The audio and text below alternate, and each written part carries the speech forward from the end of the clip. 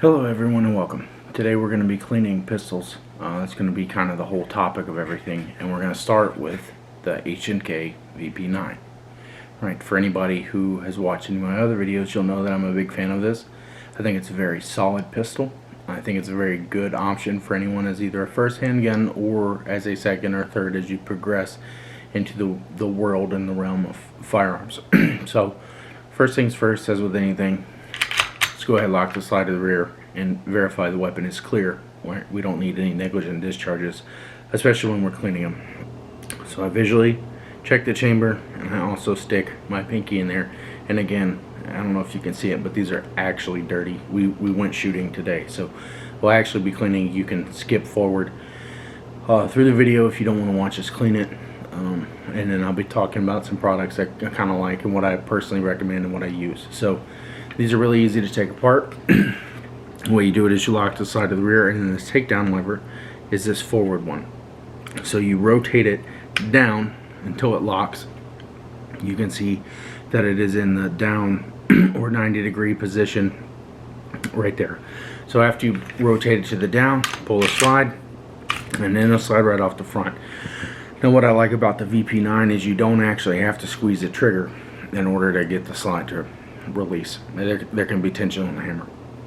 So then after your slide is off, you'll push the recoil spring and guide rod forward just slightly and lift it out, and then you'll tilt the barrel up and rotate it out the back of the slide. And then that'll leave you with a field stripped handgun, right? So you'll have the slide separate, and then you'll have the barrel, the recoil or mainspring and guide rod, and then the lower receiver or frame. Now, some products that I'm a big fan of is Frog Lube, right? Big fan of it. It's a really good product. Again, that's called Frog Lube. I don't know how clearly you can see it. The camera's focusing on my face, but it's a really solid product. It's a little pricey. It's not gonna break the bank. And then I like the Lucas gun oil. I don't know why. I've just kind of grown to be a fan of it as of recently. So one thing you'll notice is I have put down rags over top of my wife's dining room table in order to avoid any damage or staining of the table. And I'll move the camera around and kind of explain things and why I'm using what I'm doing and what exactly I'm doing. So and go ahead, you can skip forward to the end of this if you would like, and that'll show you how to actually put the pistol back together at the very end. So the first thing is I have a 9mm caliber bore brush, and it's the actual brush on a metal rod. Now some other things that are popular are these pull-throughs, right? They're just little cables, and these big squeegee looking things, right, in 9mm. I think those are great way to finish, but when you're actually cleaning, I'm a big fan of just regular, nothing fancy brass cleaning rods with a scrub brush, right? So we'll start with regular gun oil, right, or CLP if that's what you have. So this is just gonna loosen up everything that's in the barrel. So we shot this about 100 times today, so it's not super clean, it's not super dirty. And then you're gonna push, and you want to push through in the direction that the bullet travels. This is where those like squeegees, everything of that nature, this is where they really are worth their weight in gold, because they allow you to clean solely in the direction that the bullet travels. And yeah, you can run these through, take them apart, everything of that nature, and then you can pull this off. But I really don't think that's necessary, and I think it takes way too much time. So the next thing I'm going to do is I'm going to take a little bit of my oil, just a little bit, and I'm going to put it kind of on the moving parts and where I see a lot of dirt and debris. Right now, a lot of people don't like to clean like this. They say it uses too much CLP, too much of a penetrant. I actually think it uses less, because the other option is to take one of your scrub brushes and to completely submerge it in like Hops number 9, or to completely spray this with like gun cleaner, Hoppy spray gun cleaner, brake parts cleaner. I've seen people use rig, gun oil, or something of that nature, and then you just end up using a ton of it. And then I have these old cut up t-shirts or white rags or whatever, and then I'm literally just gonna kind of scrub it and wipe off all the big stuff that's on here. Again, you don't have to go crazy. You want it clean, but we're not gonna. Our goal with this is it's not gonna pass a Marine Corps white glove inspection at boot camp. You know, if this was Marine Corps boot camp, I feel like I would be doing a lot of push-ups. It's not, right? This is just kind of how I keep my weapons clean at home, and they are very clean.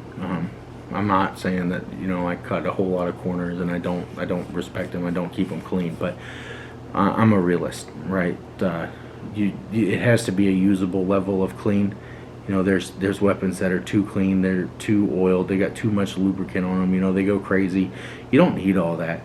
You don't want all that either, because that extra lubricant will trap a lot of dirt, debris, carbon buildup, everything of that nature. And then when you actually need your weapon to work, you increase the likelihood of it failing.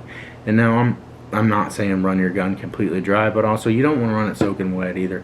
There's always a happy medium with everything, and you know, there are plenty of people that are going to say, you know, I'm wrong, or I don't know what I'm talking about, or whatever the case may be, and that's okay, right? This is just for the average person, right? So, like, you know, if you're special forces, right, you're JSOC or whatever, like, I don't know what you're doing on my page watching this, but if you're just an average guy who's looking to get into firearms, you know, welcome. I'm going to kind of just talk about some stuff while I'm cleaning, and this is pretty much how I do it at home too. You know, not just when I'm making YouTube videos, but I'll put on an old Western movie or any movie, and I'll just kind of wipe the pistol down as I'm cleaning. So for everyone that's concerned, this new HR 127 gun control, it has gone nowhere, right? I want to go ahead and say that it hasn't gone anywhere. It doesn't even have a cosigner in the House of Representatives. It's never been introduced into the Senate. It hasn't gone to committee at the House. It hasn't been put under review. It hasn't made it to the Senate. Hasn't made it to the President. Hasn't been reviewed by the Supreme Court. You know, now with that being said, I think if you were going to be a betting man or woman or gun owner, you know, now would be the time to express your disgust with all of these kinds of things, with these massive gun control bills, right? Because though it hasn't been screened, what it's showing is there are a lot of support for this. You know, there's a lot of support moving to take away firearms from law-abiding citizens. And if that bothers you, I really strongly recommend that you email your congressman, or you write him a letter, or call them, leave a voicemail, and obviously, you know, be professional. Don't be rude. Don't be disrespectful. Be professional in your writings and your dealings with politicians. But you know, now would be a very good time to tell them. And I'm going to do the same thing with the lower. You know, I'm going to put some oil on the really dirty areas that I can see, kind of on the springs, where I have part-on-part movement, and where everything that kind of protrudes up that looks like it's going to have metal on metal movement, where I would imagine the weapon got the most dirty based off of where the rounds were when it went off. My magazine release spring, like, that's going to need to have some oil put on it, kind of down in here along these guides, and then in the bottom is also a notorious place to trap dirt. So I'm going to put that on, and I'm just going to take my rag again and kind of wipe it off, and you'll be able to see a lot of this stuff come off. And again, it doesn't have to be perfect, but any kind of effort is better than nothing. And we're going to continuously run this camera, so that you can see that, you know, this doesn't have to take an hour, it doesn't have to take 2 hours, and I'm kind of talking while I'm doing it. But the whole goal of this is really to get it clean, a usable clean, right? Lubricated, get the excess carbon off, make sure that it doesn't degrade the weapon, doesn't degrade any of the integrity of it, and just really overall a general clean of these weapons. So And that's gonna about do it with this. Obviously, I mean, I pulled a lot of dirt off, but I'm gonna go back over it with an actual lubricant and not just oil, you know, before too long.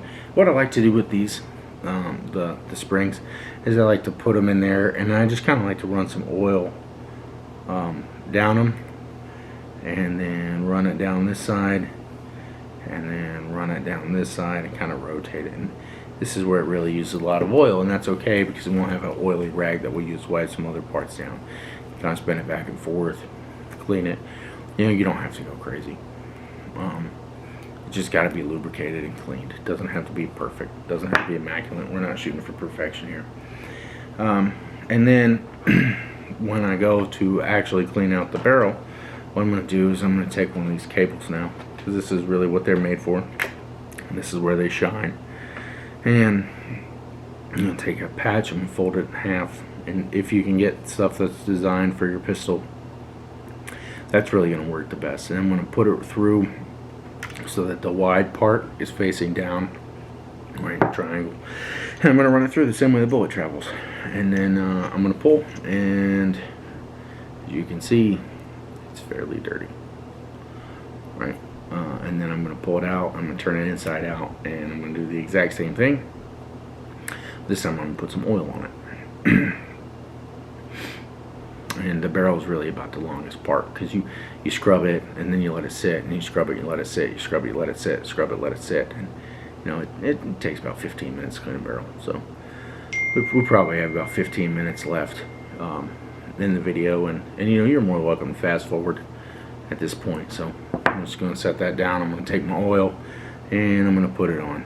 And I'm going to be pretty generous with it, because you know, it's pretty dirty. Like I said, we shot it about 100 times today. This is actually my wife's pistol, so if you're watching this and you're looking for a good pistol review, I can't say enough good things about them. You know, they're a lot more ergonomic than a Glock. They're kind of more streamlined. There's still a lot of aftermarket support on them. You can still get night sights. You know, XS is making night sights for them. The optics ready, which is what this one is, has has fewer options than the regular one. It just does. Right, they're newer. The optics ready came out, I think, 2020, and here we are, halfway through, or a quarter of the way through 2021. Right, so it's only been out for about a year now. There's just not the same amount of options and availability as there are on the non-optics cut. So please, you know, do your research, figure out if you're looking to put an optic on it, then yeah, absolutely get one that's cut. If you have no desire to do that, you can actually get them a little bit cheaper if you're willing to forego the ability to do that. But if it's something you're interested in, I would recommend getting one, right? Because XS still makes their suppressor height sights. They still make tritium sights for it, and I'm gonna go ahead and call that good enough for now. Right, so then we're gonna swap back to our good old scrub brush. We're gonna put some more oil on it, and again, I'm pretty generous with oil. All my friends say I over lubricate, and you know, I probably do, but we're gonna completely wipe it all off before anyway, so it's not really gonna matter that much. It's just not. And there we go. Right, so we ran it through a few more times, and we're gonna set it down, kind of wipe off our hands a little bit with our rag, and then go back to the frame, you know, the slide, the mainspring, everything of that nature. And then so this is pretty good, right? I'm pretty happy with how clean this is, and I have a cleaner rag here on my lap. And what I'm going to do is I'm going to put my finger through it, and I'm going to wrap it around so that it's tight. And then I'm just going to kind of dip this in the frog lube, not get too much. And then I'm just going to kind of rub it into the metal pieces and everywhere where there's contact on contact for a moving part, right? It's kind of like that. And it should be pretty good now. Right, so then I'm going to set that to the side. I'm going to do the exact same thing on the slide.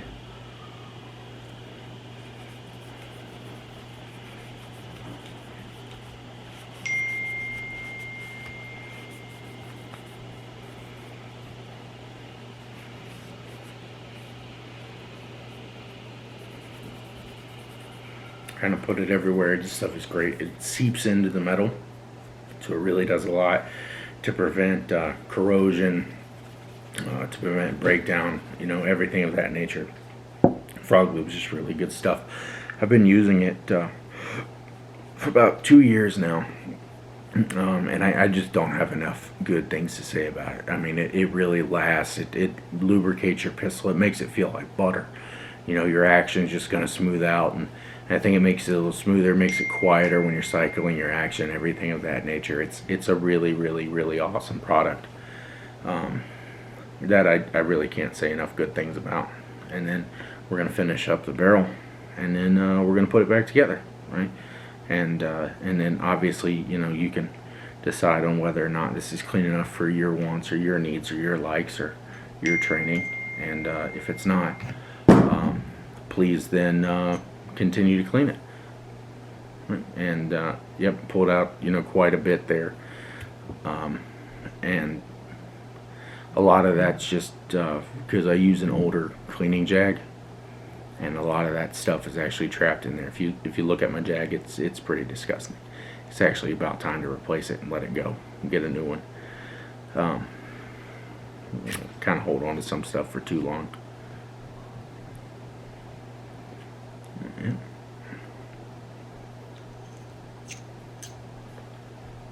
And then to put it back together, you're going to do it in reverse. So you're going to take your slide and you're going to put your barrel in and let it slide down. So it should be fully seated. It should look the exact same here. And another thing that I noticed and I really wanted to explain is on these, that little piece right there, you can kind of see it, how it's got the split in it.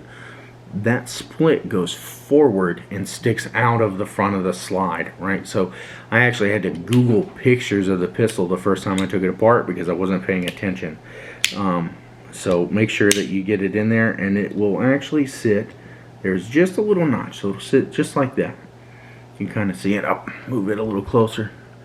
It'll sit just like that, and then you're going to put the slide right back on the pistol and pull it all the way to the rear. Raise your slide stop, lock it to the rear, and rotate your takedown lever so it'll look exactly like this, right? So all I did was lock it to the rear. And you're going to rotate your takedown lever back up, and then you're going to do a function test on your pistol, right? So you're going to squeeze the trigger, pull it to the rear, let it go forward, feel the sear reset, make sure everything works, squeeze it. You want to check it again, pull it to the rear, and squeeze it.